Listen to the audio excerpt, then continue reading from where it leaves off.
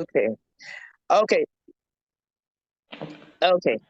So let's kick off while we expect other people to join in. I won't want to waste so much of your time. So we'll go right into it. Can you hear me, please?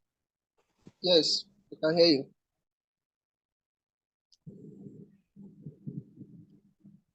Can you see me? Yes, I can. Okay. Okay. So I'll just go on and start. Now, today we are going to talk about receptionist etiquette.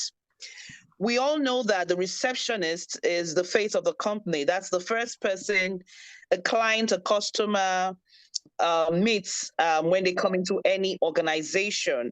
So they are the first impression any client or people to an organization is customer service. So when you deal with people in the public, let's look at an approach that might help. The approach I penned down is an approach called last. Can we, if you have a pen and paper, can you write it out? You just spell the last as in LAST. Are we good? Yes. Yes, Okay. ma'am. Now the L means that for every good receptionist, for every good first impression, you must learn to listen. That is what the L stands for. Listen. Listen to the client when it's talking. Don't throw away your face like you are ignoring the client or the customer, because he actually came for a service. Without those customers, there is no business. A business is set up because they want to meet the needs of a customer or a client. And the receptionist is going to help the clients, guide the client on what they can get. While he's waiting and having a cup of tea or a glass of juice and a piece of biscuit, you are getting information for that client.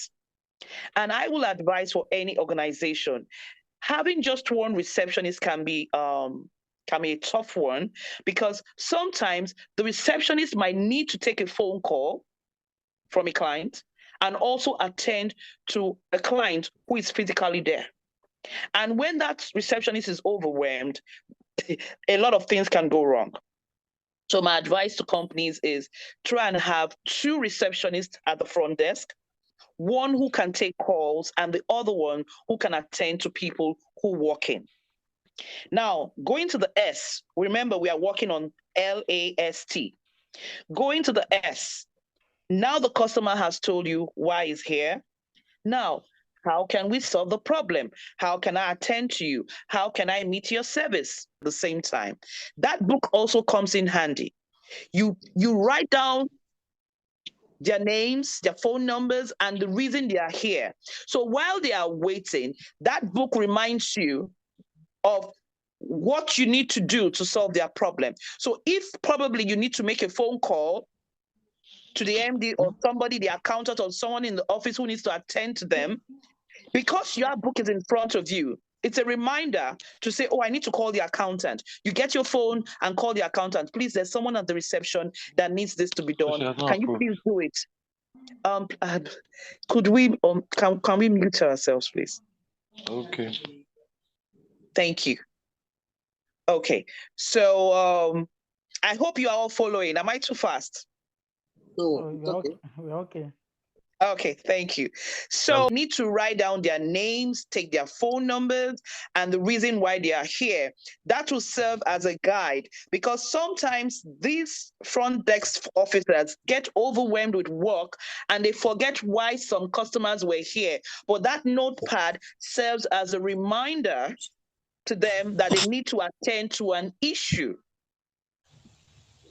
And while our clients, our customers are waiting for the service, our service to be rendered to them, we need to provide little snacks or a drink for them to have while waiting, because it's kind of frustrating for a customer who leaves his office or leaves what he's doing, come to your business or your organization, and he's kept waiting. So we also need, besides this being the receptionist program etiquette, we also need to help them. It's about teamwork. It's not about blaming one person for doing something wrong. We need to pass information to them. We need to get them updated with everything the company does.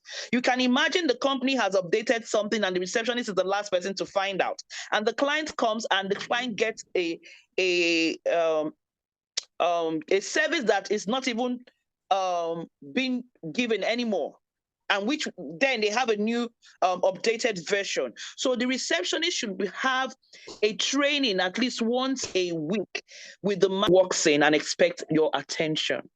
You should not be distracted by your personal calls and say, oh, permit me, sorry, let me just take this quick call. It's my husband, he's my sister, it's my brother. That's not professional.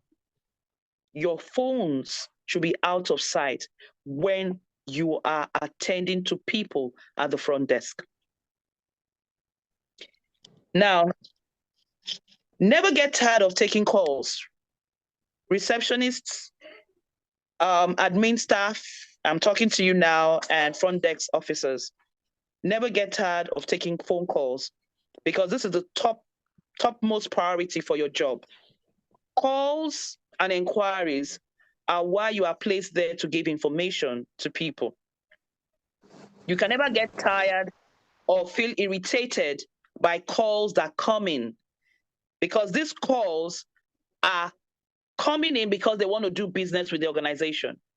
So you can never get tired or irritated for answering phone calls. Clients call in to get information or make a reservation. Receptionists must love their jobs. You just don't put anybody at the front desk if they don't love what they do. If they're not pleasant to people, not everybody is so pleasant to people or know how to receive people. So before you employ anyone at the front desk, you must know the person must have shown you that they are receptive. Receptive, respect, courteous, dress sense, charisma. You can't put someone who doesn't love their job. They get tired, they get irritated by every little thing. The manager is scolding them for something they did wrong and they are frowning. You listen, because there might be a client sitting and waiting, and your manager comes in to correct you about something, and you are frowning. The client is looking at you. So the respect we are asking receptionists to have is respect for the clients, respect for their colleagues, and that cannot be changed. It's just the approach used.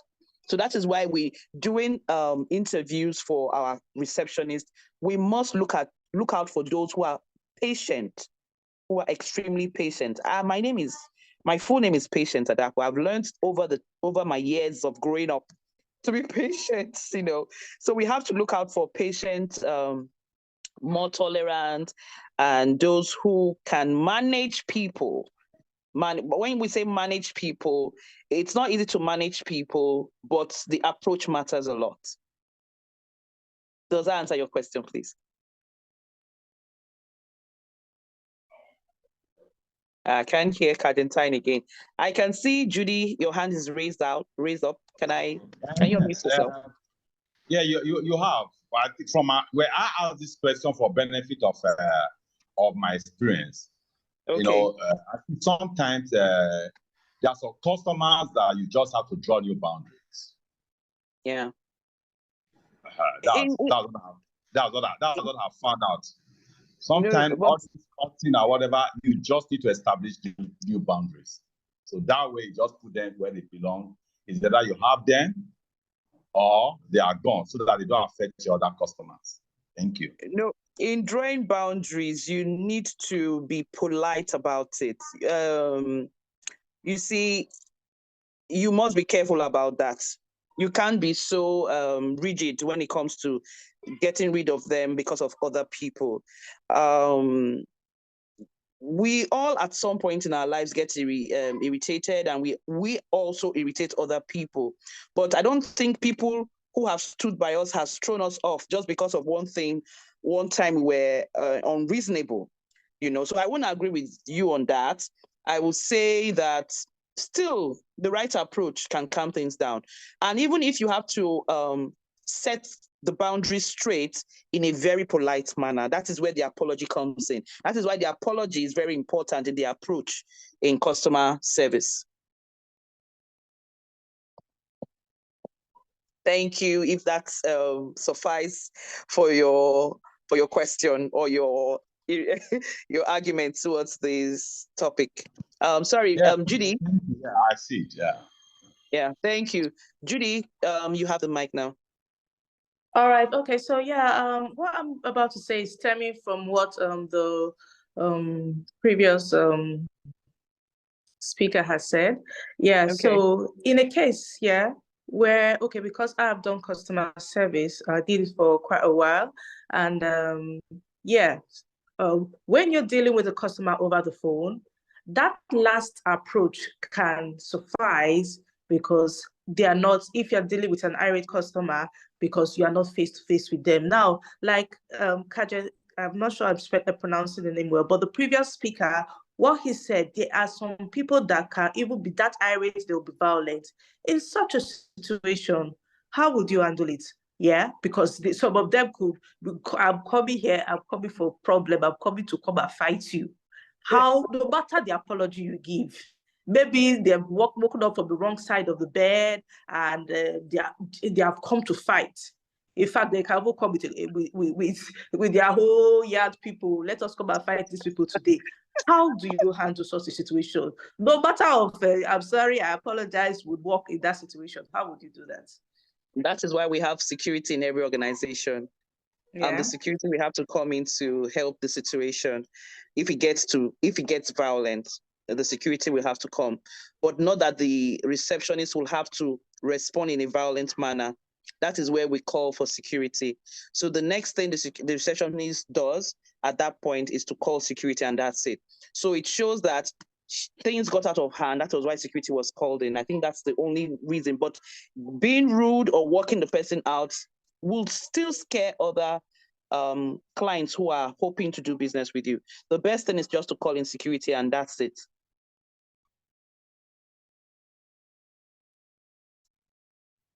Oh yes, okay, I quite agree with you. Yeah, thank you. Yeah. So quickly, let me go to Christopher Ona. Can you unmute yourself? Do you have a question for us, please?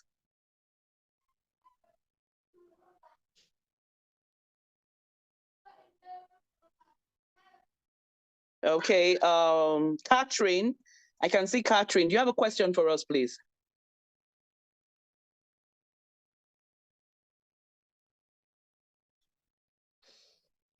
Osaze Igyoze. I hope I got that pronunciation right. Do you have a question for us, please?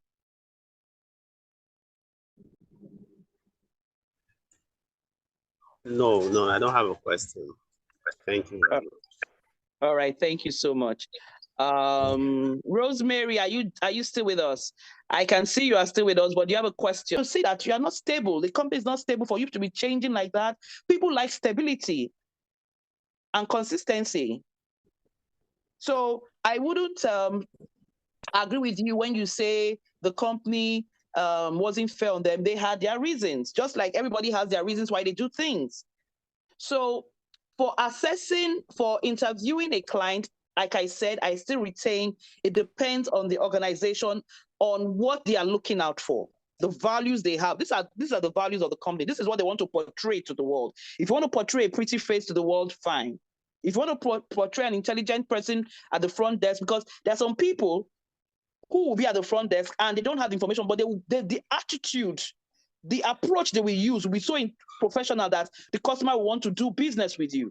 But the pretty face might look cannot even say a word, cannot even look for alternatives. Then what do you do? What does that tell about your company?